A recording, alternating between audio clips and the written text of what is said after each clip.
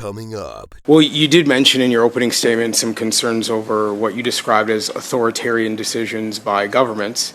And I do think a lot of Canadians view what the current Liberal government is doing with this legislation as an authoritarian streak. The political support and the propping up of similar speeches, such as we saw Mr. Poilievre and many of his members of his caucus do with the Freedom Convoy and other far-right groups, would that have a similar impact on freedom of speech and freedom of expression? The subjective nature to which the Liberals are proposing amendments to hate speech legislation, do you find that concerning, and how it could be weaponized against specific groups in this country? This Guy's Garage. Like and subscribe. The committee shall resume its study of the protection of freedom of expression. I would like to welcome our witnesses today. We have one with us, Shannon Day, Dean, Faculty of Arts, University of Regina. We have with us Emily Laidlaw, the Associated Professor and Canada Research Chair, Cybersecurity Law, University of Calgary. She's video conference. And we also have Gay Grant from BC, the Litigation Staff Counsel, and from the BC Civil Liberties Association. Ms. D, I'd like to start with you. I'm curious, a lot of Canadians are concerned right now about some of the legislation that the federal government has introduced, often described as censorious, that it is seeking to organize and centralize more power with the federal bureaucracy to determine what Canadians can see and hear online, and consequently what they can say online. Thinking of legislation like Bill C-11, Bill C-18, for example, I'm curious if you empathize with Canadians who see that and have concerns over that centralization of power here in Ottawa that can affect how Canadians will express themselves across the country. I think that human beings in general are always suspicious of government power. That's kind of a trait that we all share, and are inclined to worry about any interventions that might curb their individual freedoms. I'm not an expert on the communications law that you referred to. Ms. Laidlaw would be a more appropriate expert on that. It's important to note that while people often feel threatened by government interventions, wise government interventions aim to actually protect people and to protect their freedoms. And I'm not an expert on whether these laws do that or not, but I can certainly sympathize with people's worries, right? Well, you did mention in your opening statement some concerns over what you described as authoritarian decisions by governments. And I do think a lot of Canadians view what the current Liberal government is doing with this legislation as an authoritarian streak, an attempt to control what Canadians can see and hear online, and consequently what they can say. So my question to you would be, is it legitimate, in your view, for Canadians to have concerns over governments trying to exercise power and control over their expression? Well, it really depends on the details of the power and control. So I'll take, for example, the federal government's current fight with Facebook and X. Every day I hear Canadians complaining about their inability to access news through social media. On the other hand, the reason for that legislation is to try to get profits into the hands of independent Canadian journalism outlets so that they can continue to do the job of journalism rather than having those profits entirely reaped by non-Canadian multi-billionaires, right? So if a student on your campus said, well, I really wish I could see news on Instagram, but I can't because of decisions Justin Trudeau has made, you would say, trust the government? I would say go to the library, because we have every Canadian news outlet in the library, online and in hard copy. Go directly to the news sources and seek your information from Canadian journalism, not from American social media. I see. So you would say that the attempts to organize activists, people who are concerned about issues in their country, who do rely on social media as a way to get information and also as a way to communicate their concerns, that they should just go to the library and accept what Justin Trudeau has done? That's clearly not what I said. Social media turns out to be very useful for organizing protests and so forth, and it continues to be useful for that.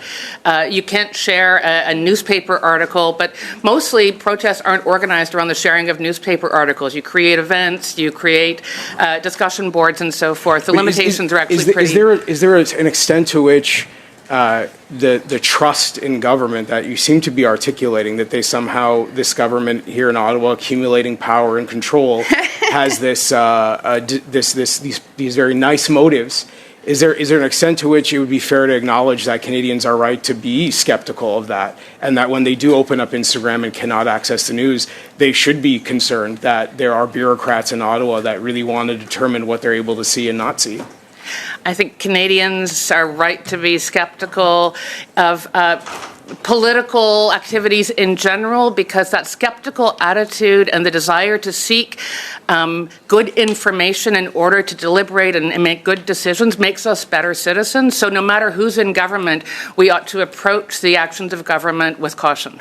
And would you say then that attempts by a government to control and censor what people can say do deserve critical thinking and response, do deserve serious questions, and that it is right, as a person who said in your opening statement you're concerned about authoritarian exercises of power, that maybe Canadians do have a point when they say that this is a censorious streak that deserves serious attention?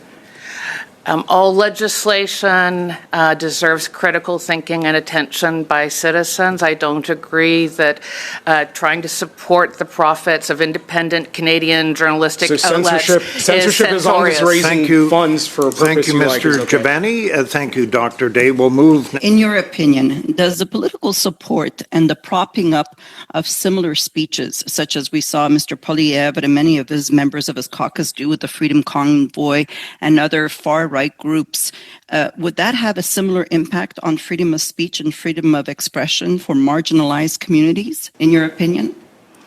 I think that people are more influenced, honestly, by social media and by their neighbors' opinions than they are by political speech. I think that, there's a risk that when people in position of power engage in polarizing speech that makes its way onto social media, that can further polarize and disinform the public, but I think it's kind of by an indirect route. Okay. Professor Laidlaw, as you know, the Conservatives have unfortunately been stalling the debate on C-63, the Online Harms Act, in the House with their ongoing filibuster. Why is this harmful to freedom of speech? That's a great question. And, Bill C-63 deserves debate and it deserves attention. No matter what, we've seen today in our discussions that technology is at the center of all these discussions about freedom of expression, and this is the first step. People who... The trend we are seeing is... Yes, thank you for the question. Algorithms. Correct for 5 minutes, please. Thank you very much, Chair, and appreciate the testimony offered here today. And certainly, I find it fascinating that the Liberals would try to make an issue of the fact that for now, 5 weeks, they refuse to release documents that is delaying government business from taking place in the House of Commons. Wouldn't it be simple if they would just offer the basic level of accountability? Ms. Laidlaw, my question that I hope you can shed some light on is when it comes to the where government is and the power that government wields, especially in terms of regulation. You mentioned, I believe, in your opening statement about a shadowy, and I forget exactly, but shadows in regards to algorithm and the lack of transparency that exists in that. And certainly, I know that I hear often just a lack of trust in from Canadians when it comes to algorithms, when it comes to government's involvement in that. Do you share concern that it seems through, whether it's Bill C-11, Bill C-18, that there seems to be a consolidation of the ability for government to get involved in what Canadians see online? Do you share concerns? And if so, could you outline a little bit what those concerns are in regards to C-11 and C-18 and anything else that the government is proposing that would send a chill about Canadians' guaranteed right to freedom of expression and freedom of speech? Yes, thank you for the question. Because I think that the answer is somewhat complicated, which is that, one of the reasons that we have, the charter right to freedom of expression is to protect us also from government overreach, right? I think that the complicating factor is that how we enjoy freedom of expression, the right to seek, receive, and impart information, is happening more and more through different sources and through private parties. And we've always had laws in those spaces, both to protect freedom of expression and protect us from harm. And in the area of technology law, Canada is woefully behind other jurisdictions on all fronts. So, in my opinion, we do need laws because the issue of technology accountability, algorithmic regulation, protection of users, we do require laws, but it matters the type of law. So, for there to be some nervousness about what government is doing and how they do it, that absolutely we should be nervous about that. I was not supportive about Bill C-11 and the social media rules, but I am when it comes to Bill C-63. So I think it just depends on the law. If I could, just because time is short, one of the things about Bill C-63 that I find really concerning is we have in Canada right now a very objective measure of what hate speech is. And I've heard from constituents that look at what the government has proposed and say that it now becomes very objective, that offense becomes one of the new metrics to which whether something is or is not hate speech can be measured. And certainly when it comes to the subjective nature of what somebody feels is offensive, and I'll use an example for myself. I support the Canadian oil and gas sector. There are Liberals that have called that opinion something that is offensive and filled with hate. And while I struggle to grasp that, and we may share differences of opinions on that matter, the subjective nature to which the Liberals are proposing amendments to hate speech legislation, do you find that concerning, and how it could be weaponized against specific groups in this country if there's no longer that objective measure and it becomes subjective based on somebody's opinions or, quite frankly, their feelings? Yeah, and I think that it's always been hard when it comes to hate speech, because the tendency is for people to look at other values and say, oh, well, I approve of freedom of expression when it comes to what I think. I will say this. I think that there are some significant problems with parts 2 and 3 in Bill C-63 that do need to be addressed. The definition of hate, though, does draw from Supreme Court jurisprudence, and I'd encourage everyone to go read the paragraphs, because the paragraphs are actually more fulsome and do set out quite a high threshold. Could there still be problems in interpretation and application? Absolutely. I wanted to talk a little bit and hear from all of you really on the topic of the consequences of freedom of expression, because we've heard a couple of comments to this effect. And I want to focus specifically on when political leaders lie to either incite or to cause people to believe something that is untrue to the detriment, not necessarily of government or to the opposition, but to the detriment of Canadian society. Recently, we had an example of a member of Parliament from the Conservative Party that said that used her her freedom of expression to say that the cost of living crisis had driven parents to traffic their own children. We then had the leader of the opposition make a very public statement that prayer had been banned from Remembrance Day services. These were proven to be out-and-out lies, and I'm using that word specifically because a lie is something that is not true, and both of those things are proven to not to be true. What are the consequences of those types of expressions of freedom of expression? Just hold on. Point of order, yes.